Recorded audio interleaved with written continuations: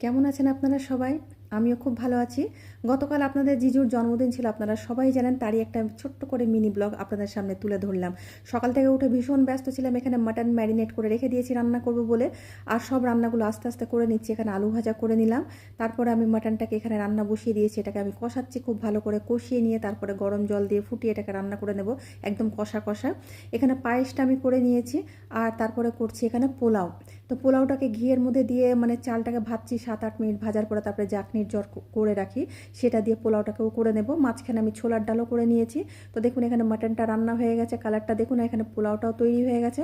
এবার আমি কেকটাকে আমি বেক করতে বসাবো। কেকটাকেও তৈরি করে নিয়েছি। আপনাদের জিজু আম খেতে ভীষণ ভালোবাসে, তাই আমি আমেরই রেসিপি করেছি। 2-3টা একটা ম্যাঙ্গো কেক বানিয়েছি, আর এটাকে আমি দিয়ে দিলাম বেক করার জন্য। আর এখানে আমি ম্যাঙ্গো ভাপা দই বানিয়েছি, এটা রেসিপিও আপনাদের সাথে শেয়ার করব।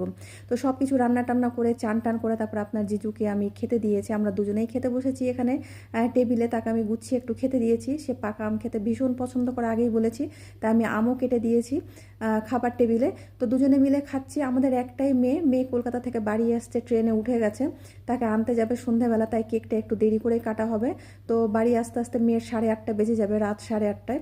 তো সেটাই আলোচনা করছি যে আপনাদের জিজু কটার সময় আনতে যাবে, কারণ 8টার সময় ট্রেন আসবে। তো মেয়ে আসবে, তারপরে কেক কাটা হবে। তার আগে আমি সব কিছু টেবিল টুবিল সব কিছু আমি গুছিয়ে রাখবো। সব কিছু যে ও আসার পর সঙ্গে সঙ্গে যেন কেকটা কাটা হয়। তো মেয়ে সন্ধ্যাবেলায় 8:30টার সময় এলো, আসার পরে সঙ্গে সঙ্গে কিন্তু কেকটা কাটা হচ্ছে।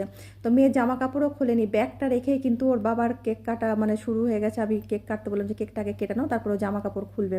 তো এখানে আপনার জিজু কেক কাটলো, দেখুন আমরা সবাই একটু করে খাইয়ে দিচ্ছি।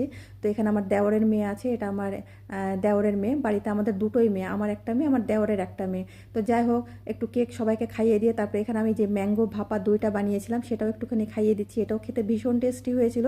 তো আপনাদের আমি সব রেসিপি শেয়ার করবো আস্তে আস্তে। পায়েসটা বানিয়েছি, সেটাও আমি একটু খাইয়ে দিলাম। খাইয়ে দেওয়ার পরে তারপর আমি প্লেটে করে সবাইকে সার্ভ করে দেবো। তো আপনার জিজুকে খাইয়ে দেওয়ার পরে সে উঠে গেল, তারপর আমি সবাইকে প্লেটে করে সার্ভ করে দিলাম। আমার যে দেওরের মেয়ে সে খাচ্ছে দেখুন, আর দেওরের জায়ের জন্য সব পাঠিয়ে দিয়েছিলাম, তারা ক্যামেরার সামনে আসবে না। আর বিশু এখানে এসছে, বিশু আমার মেয়েকে স্টেশন থেকে গাড়ি করে বাড়ি আমার পৌঁছে দিয়েছে। তো ও ছিল, ওর খাওয়া হয়ে গেছে। আমি বললাম ক্যামেরার সামনে বস একটু আমার কাছে।